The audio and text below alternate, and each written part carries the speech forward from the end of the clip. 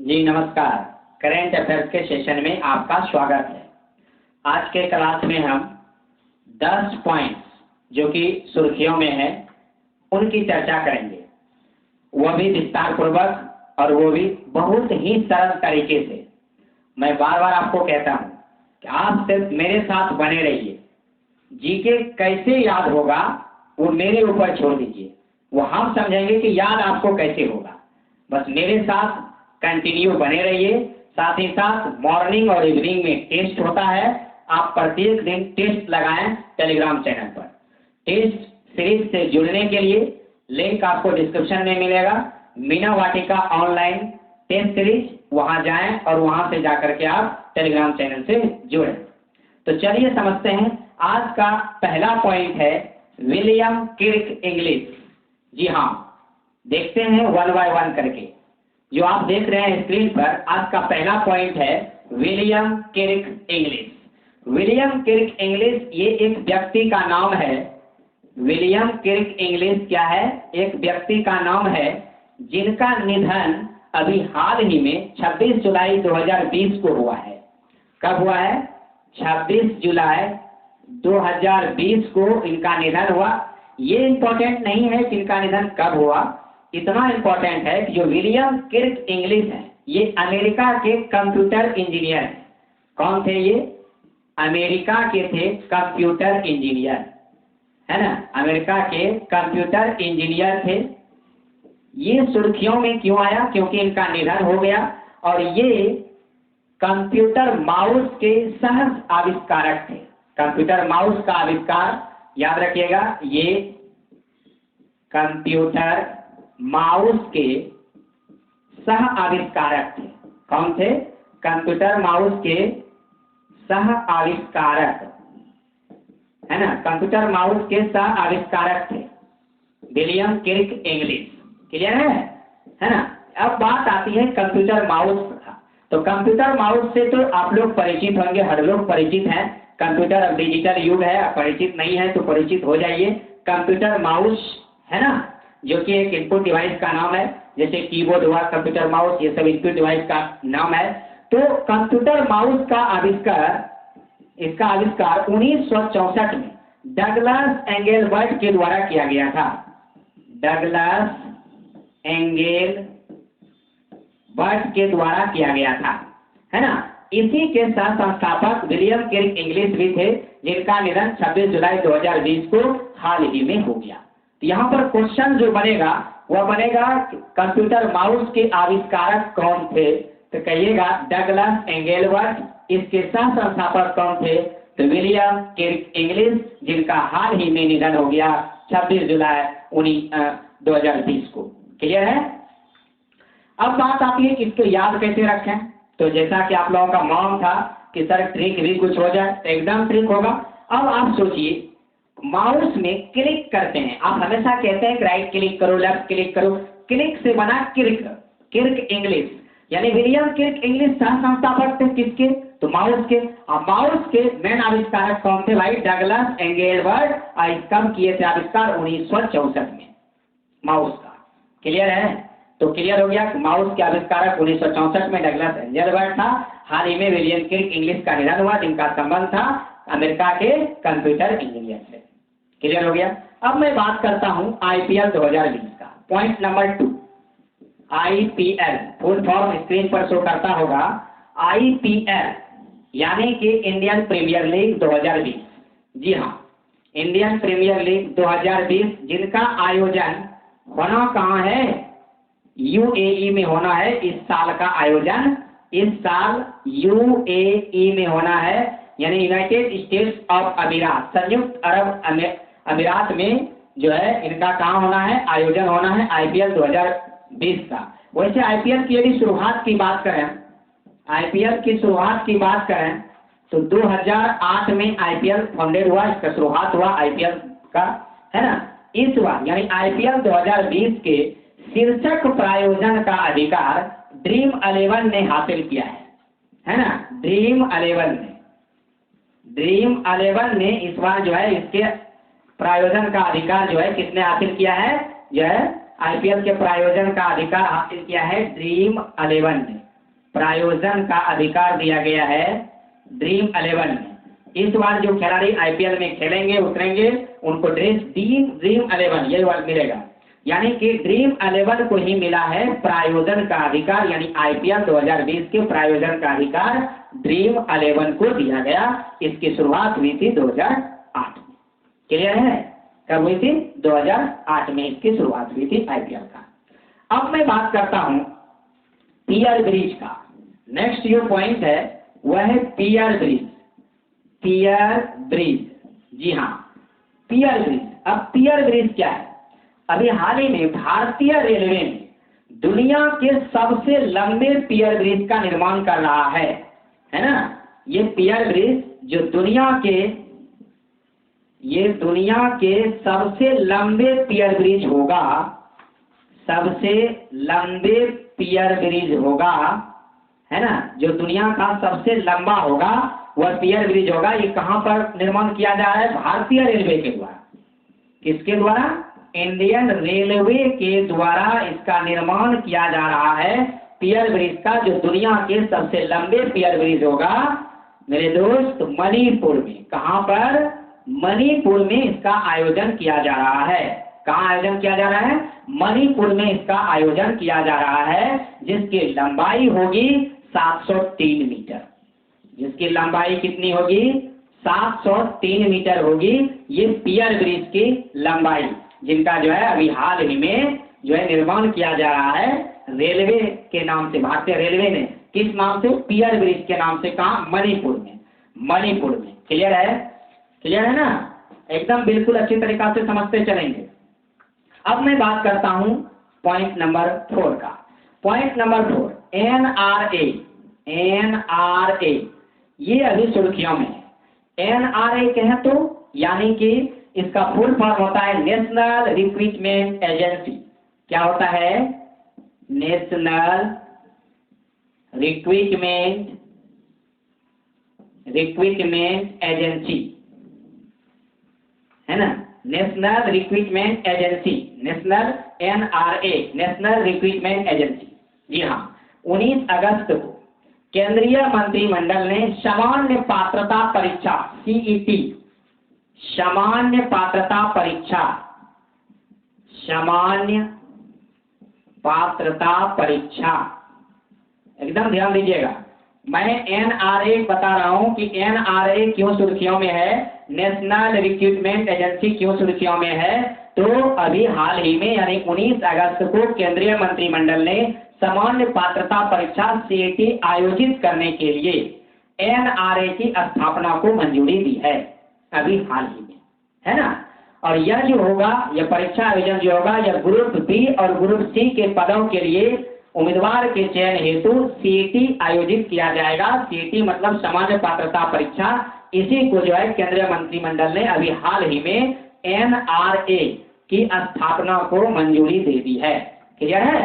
यानी NRA, national recruitment agency की जो है मंजूरी दे दी गई है कि CET यानी सामान्य पात्रता परीक्षा को यह जो है ग्रुप बी और ग्रुप सी के पदों के लिए उम्मीदवार के चयन हेतु जो है आयोजित करेगी। क्लियर है?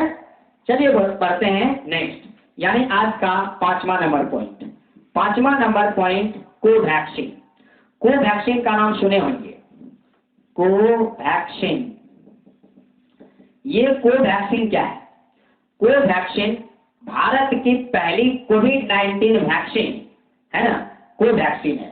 भारत की पहली, याद रखिएगा, भारत की पहली कोविड-19 है ना, ये कोविड-19 है ना, भारत की पहली कोविड-19 वैक्सीन, याद रखिएगा, कोविड-19 वैक्सीन जिनका नाम है क्या? कोवैक्सीन। कोवैक्सीन, है ना। तो कहने का मतलब है कभी हाल ही में भारत की पहली कोविड-19 वैक्सीन कोवैक्सीन, जिसका मानव परीक्षण की मंजूरी मिल गई है। कोवैक्सीन को किसके परीक्षण की मिली है? मानव परीक्षण की मंजूरी मिल गई है ना, मानव परीक्षण की मंजूरी मिल गई है। यह जो है मानव परीक्षण कर सकता है कोवैक्सीन, जो कि भारत के द्वारा कोरोना वायरस की वैक्सीन लॉन्च करने वाली है। है ना, उसी की जो है परीक्षण ट्रायल चल रहा है। ट्रायल जब सफल होगा तब ये जो है लॉन्च किया जाएगा। कोविड-19 की यदि बात करें, कोविड-19 मरीजों के इलाज के लिए दिल्ली शहर में भारत का पहला प्लाज्मा बैंक बनाया गया है, जो कि मैं आपसे चर्चा कर चुका था प्लाज्मा बैंक का। जो नहीं देखे थे तो लिंक में डिस्क्रिप्शन में सारा वीडियो पड़ा हुआ है, एक बार जरूर उसे विजिट करें, क्योंकि उसमें इम्पोर्टेंट आप देखते हैं तो मैं थंबनेल में देता हूं मोस्ट इंपॉर्टेंट करंट अफेयर्स। इसमें जितने इंपॉर्टेंट करंट अफेयर्स हैं मैं बिल्कुल उसी को कवर करता हूं, जो कि आपके एग्जाम की दृष्टि से, एग्जाम के लिहाज से बहुत इंपॉर्टेंट क्वेश्चन है। इसीलिए एक भी क्लास आपका मिस नहीं हो। यदि मिस हो गया है संयोगवश तो आप लिंक में डिस्क्रिप्शन में दिया हुआ है, वहां पे जाकर जरूर पढ़ें। हाँ, तो मैं बात कर रहा था प्लाज्मा बैंक का। कोविड-19 के इलाज के लिए अभी दिल्ली शहर में, कहां पर, दिल्ली शहर में प्लाज्मा बैंक बनाने का निर्णय दिल्ली सरकार के द्वारा लिया गया है। क्लियर है? तो याद रखिएगा, कोवैक्सीन जो भारत की पहली कोविड-19 वैक्सीन होगी, जिसका नाम होगा कोवैक्सीन, मानव परीक्षण की ट्रायल को जो है परीक्षण को इन्हें मंजूरी दे दी गई है। क्लियर है? चलिए नेक्स्ट पॉइंट की बात करता हूं मैं, पॉइंट नंबर 6 की। एकदम आराम आराम से समझेंगे, कोई हड़बड़ाहट नहीं है, बिल्कुल धीरे धीरे करके फिर आपको सारी बात समझ में आ जाएगी। पॉइंट नंबर 6 की बात करते हैं। चलिए, छठा नंबर जो पॉइंट है वह है आपका BSF। BSF ध्यान दीजिएगा, BSF जिनका फुल फॉर्म स्क्रीन पर आपको शो कर रहा होगा। BSF के नए महानिदेशक अभी राकेश अस्थाना बने हैं। नए महानिदेशक, ध्यान दीजिएगा, BSF के महानिदेशक अभी हाल ही में राकेश अस्थाना बने हैं। कौन बने हैं? राकेश अस्थाना महोदय, BSF के नए महानिदेशक। नहीं, BSF की यदि बात करें, BSF याद रहा राकेश अस्थाना, वैसे भी आप BSF को इस प्रकार भी याद रख सकते हैं, इसके महानिदेशक हमारे अगल बगल के लोग जिनका नाम है राकेश, वही BSF में जॉब कर रहे हैं, तो BSF अर्थात राकेश अस्थाना इनके महानिदेशक हैं। क्लियर है? इनका गठन 1 सितंबर 1965 को हुआ था। किसका भाई, किसका गठन हुआ था?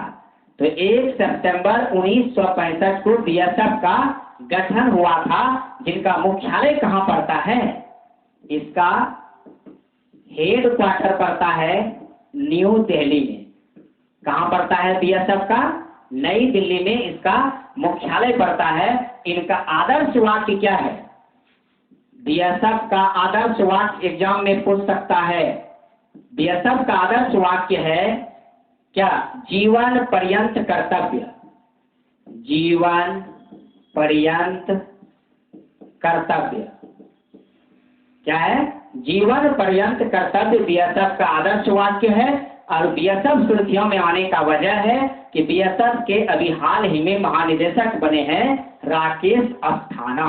कौन बने हैं? राकेश अस्थाना। चलिए अब बात करते हैं पॉइंट नंबर 7 की। Point number 7 Meghalaya. अब मेघालय की मैं बात करता हूं। मेघालय जो अभी सुर्खियों में, 18 अगस्त को मेघालय का नया राज्यपाल बनाया गया है सत्यपाल मलिक को। नया राज्यपाल, नया राज्यपाल किसे बनाया गया है? सत्यपाल मलिक, जो गोवा के थे, सत्यपाल मलिक है ना। सत्यपाल मलिक को मेघालय का नया राज्यपाल बनाया गया है। क्लियर है? यदि मेघालय की बात करें तो याद कीजिए, मैं आपको बताया भी था, इसके लिए एक ट्रिक है, त्रिमेम, है ना। क्या है त्रिमेम? त्रिमेम जिसकी हाई कोर्ट की स्थापना हुई थी मार्च 2013 को। ये तीनों राज्य, त्रिमेम का मतलब त्रि से त्रिपुरा हो गया, मेम से मेघालय हो गया, मे से मेघालय, है ना, और मो से हुआ मणिपुर। मिजोरम नहीं कहिएगा, त्रिमेमी होता तभी मिजोरम होता। यहाँ त्रिमेम है मणिपुर, यानी त्रिपुरा, मेघालय, मणिपुर। इस तीनों के हाई कोर्ट का स्थापना मार्च 2013 में हुआ। क्लियर है। और मेघालय सुर्खियों में होने का वजह है कि यहाँ अभी नया राज्यपाल बने हैं सत्यपाल मलिक। क्लियर है, सत्यपाल मलिक। मेघालय से एक क्वेश्चन बनता है, बहुत इंपॉर्टेंट क्वेश्चन, केंद्रीय ईरी रेशम अनुसंधान परिषद। देखिए तो याद रखिएगा, एक क्वेश्चन यहाँ पर बनता है, केंद्रीय ईरी रेशम अनुसंधान, केंद्रीय ईरी रेशम अनुसंधान कहाँ पर स्थित है? तो केंद्रीय ईरी रेशम अनुसंधान मेहंदी पाथर में पड़ता है। कहाँ पड़ता है? मेहंदी पाथर। और मेहंदी पाथर कहाँ है मेरे भाई? मेघालय में है। कहाँ है? मेघालय में है। मेहंदी पाथर कहाँ है? मेघालय में है। क्लियर है। तो केंद्रीय ईरी रेशम अनुसंधान कहाँ पड़ता है? मेहंदी पाथर, मेघालय में। और मेघालय अभी सुर्खियों में है क्योंकि मेघालय का नया राज्यपाल सत्यपाल मलिक को बनाया गया है। मेघालय, जी हाँ, जहाँ सबसे ज्यादा वर्षा होती है मौसिन राम जगह पर, वह भी कहाँ पड़ता है? मेघालय में पड़ता है। क्लियर है। केंद्रीय ईरी रेशम अनुसंधान संस्थान कहाँ स्थित है? कहिएगा मेहंदी पाथर, मेघालय में स्थित है। क्लियर है। इसके हाईकोर्ट की स्थापना पूछेगा तो मार्च 2013 कहिएगा। अब मैं बात करता हूं पॉइंट नंबर 1 की। पॉइंट नंबर 1 क्या है? ध्यान दीजिएगा, पंडित जसराज। जी हाँ, पंडित जसराज। पंडित जसराज, आपको पता होगा कि ये एक व्यक्ति है पंडित जसराज, है ना, जिनका निधन हाल ही में 17 मार्च 2020 को हो गया। इनका निधन हो गया 17 मार्च 2020 को। पंडित जसराज का ये शास्त्रीय गायक थे। इनका संबंध किससे था? शास्त्रीय गायक थे। क्या थे? शास्त्रीय गायक थे। कौन? पंडित जसराज, जो कि क्या थे? शास्त्रीय गायक थे। इसे 2000 में, पूरे 2000 में, समझे ना, जो बिल क्लिंटन भारत आए थे और संसद में बोले भी थे, वही 2000 यानी 2000 ईस्वी में इसे पद्म विभूषण से भी सम्मानित किया गया था।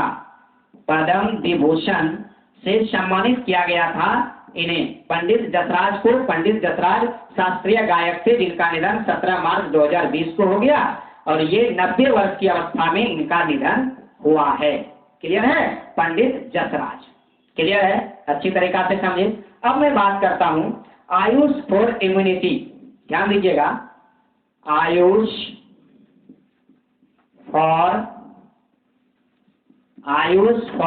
इम्यूनिटी। इम्यूनिटी, ध्यान दीजिएगा, आयुष फॉर इम्यूनिटी यानी कि आयुष मंत्रालय ने रोग प्रतिरोधक क्षमता बढ़ाने के लिए एक जागरूकता अभियान चलाया है।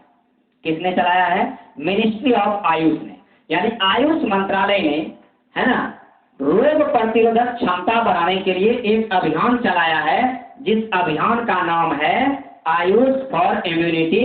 ये इसका रिलेशन बनता है आयुष मंत्रालय से। किससे बनता है? आयुष मंत्रालय से। और इन्हीं के द्वारा यह अभियान चलाया गया है। क्यों अभियान चलाया गया है? कि मनुष्यों के लिए एक रोग प्रतिरोधक क्षमता बढ़ाने के लिए। क्यों चलाया गया मेरे भाई? रोग प्रतिरोधक क्षमता, रोग प्रतिरोधक क्षमता को बढ़ाने के लिए, है ना, रोग प्रतिरोधक क्षमता को बढ़ाने के लिए जो है आयुष मंत्रालय द्वारा आयुष फॉर इम्यूनिटी अभियान चलाया जा रहा है। नहीं, क्यों चलाया जा रहा है? कि रोग प्रतिरोधक क्षमता बढ़ाने में मदद हो। अब मैं बात करता हूं मिनिस्ट्री ऑफ आयुष का, AYUSH। जी हाँ, मिनिस्ट्री ऑफ आयुष का। ध्यान दीजिएगा, A4 होता है आयुर्वेदा। क्या होता है? ध्यान दीजिएगा, आयुर्वेदा, है ना। Y4 होता है आयुर्वेदा। उसके बाद Y4 होता है योग, है ना, योगा। फिर होता है U4 होता है यूनानी, है ना। और फिर S4 होता है सिद्ध। क्या होता है? सिद्ध। S4 होता है सिद्ध। और बचा क्या? आयुष मंत्रालय H हुआ। H4 होता है हेमियोपैथी। क्या होता है? हेमियोपैथी।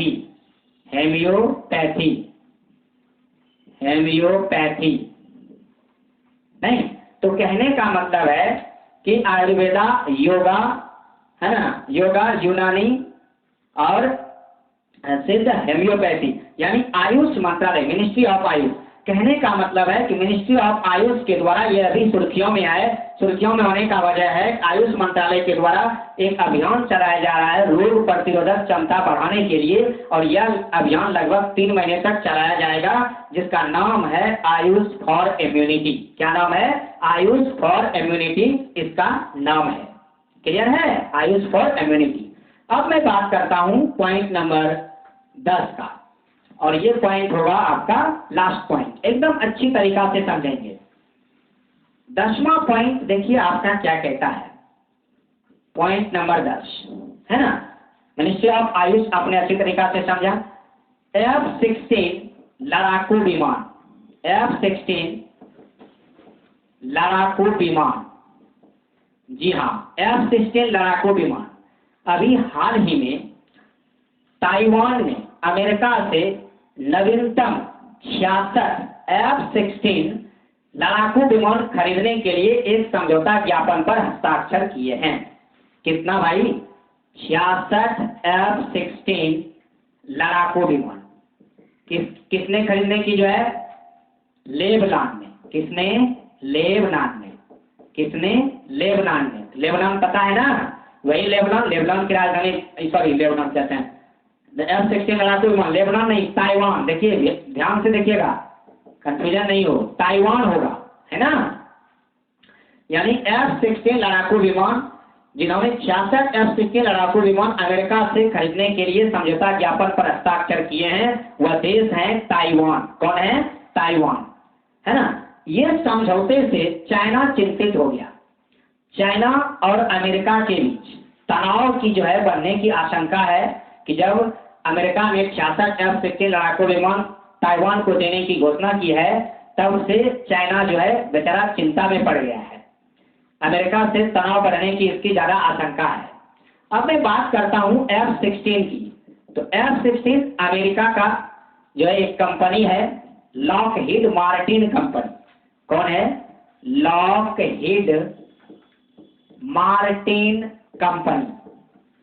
लॉकहीड मार्टिन कंपनी के द्वारा, है ना, लॉकहीड मार्टिन कंपनी के द्वारा F-16 लड़ाकू विमान जो कि अमेरिका में है, यानी अमेरिका की कंपनी है लॉकहीड मार्टिन कंपनी, इन्हीं के द्वारा F-16 विमान बनाया जाता है। बनाया जाता है। F-16 विमान किसके द्वारा बनाया जाता है? अमेरिका के लॉकहीड कंपनी के द्वारा बनाया जाता है, जिन्होंने कि अमेरिका ने अभी हाल ही में ताइवान को, ताइवान की राजधानी फार्मोसा होता है, याद रखिएगा, ताइवान को 66 F-16 लड़ाकू विमान जो है बेचने की जो है समझौता किया है। यानी ताइवान ने अमेरिका से नवीनतम 66 F-16 विमान यानी जेट खरीदने के लिए क्या किया है? एक समझौता ज्ञापन पर हस्ताक्षर किया है, जिसके वजह से चाइना और अमेरिका में जो है तनाव बढ़ने की आशंका है ना, तनाव बढ़ने की आशंका है। तो याद रखिएगा किसके द्वारा खरीदा गया है भाई? तो ताइवान के द्वारा। किसके द्वारा? ताइवान के द्वारा। क्लियर है? चलिए नेक्स्ट पॉइंट की बात करते हैं। अगला पॉइंट है, अगला पॉइंट आपका याद रखिएगा अच्छी प्रकार से, नवरोज उत्सव। जी हाँ, जो इतिहास से संबंधित है, आपको पता होगा नवरोज उत्सव, बलवन के समय नवरोज उत्सव ना। ये नेक्स्ट पॉइंट और लास्ट पॉइंट है आपका नवरोज उत्सव। ध्यान दीजिएगा, नवरोज उत्सव। नवरोज उत्सव क्या है? नवरोज उत्सव पारसीय समुदाय के लोगों द्वारा, है ना, नवरोज उत्सव हर नए साल पर मनाए जाते हैं। नए साल की शुरुआत में पारसियों समुदाय द्वारा, किसके द्वारा? पारसी समुदाय द्वारा, पारसी समुदाय द्वारा मनाया जाता है। नवरोज उत्सव किसके द्वारा मनाया जाता है? तो पारसी समुदाय के द्वारा मनाया जाता है। पूरी दुनिया का पारसी समुदाय इस उत्सव को मार्च महीने में मनाती है। याद रखिएगा, जो पूरा दुनिया है, पूरी दुनिया का पारसी समुदाय, पारसी समुदाय इसे मार्च महीने में मनाता है। कब मनाता है? मार्च महीने में। लेकिन ये सुर्खियों में तब आया जब भारत का जो पारसी समुदाय है, भारत का पारसी समुदाय, इन्होंने नवरोज उत्सव इसके द्वारा मनाया जाता है भारत में अगस्त माह में। कब मनाया जाता है? अगस्त माह में। अगस्त माह में। कहने का मतलब है कि पूरी दुनिया का पारसी समुदाय नवरोज उत्सव को मार्च महीने में मनाती है और भारत का जो पारसी समुदाय है वो नवरोज उत्सव को अगस्त महीने में मनाती है। और नवरोज उत्सव पारसी समुदाय के लोगों द्वारा, है ना, हर नए साल की शुरुआत के रूप में मनाता है। क्लियर है? तो यानी नवरोज उत्सव पारसियों का प्रमुख त्योहार हो गया, जो कि पूरी दुनिया का जो पारसी समुदाय है मार्च महीने में मनाती है और भारत का जो पारसी समुदाय है वह अगस्त महीने में मनाती है। पारसी का यदि नवरोज उत्सव की यदि बात करूं तो इतिहास में तो बलबन का रिलेशन जो है नवरोज उत्सव में जाता है। उन्हीं के समय नवरोज उत्सव प्रारंभ किया गया था, उसी समय से जो है ये नवरोज उत्सव मनाया जा रहा है और ये पारसियों का प्रमुख त्योहार है। क्लियर है? अच्छी तरीका से समझे आप लोगों ने। इसी प्रकार से आप प्रत्येक दिन हमारे साथ जुड़े रहें और हम आपको वैसे पॉइंट्स की चर्चा करेंगे प्रत्येक क्लास में जो आपके परीक्षा के लिहाज से बहुत इंपॉर्टेंट है। चलिए आज का क्लास हम यहीं स्टॉप करते हैं। मिलेंगे फिर नए क्लास में नए अंदाज और नए विश्वास के साथ। तब तक के लिए बने रहिएगा मेरे साथ। जय हिंद, जय भारत।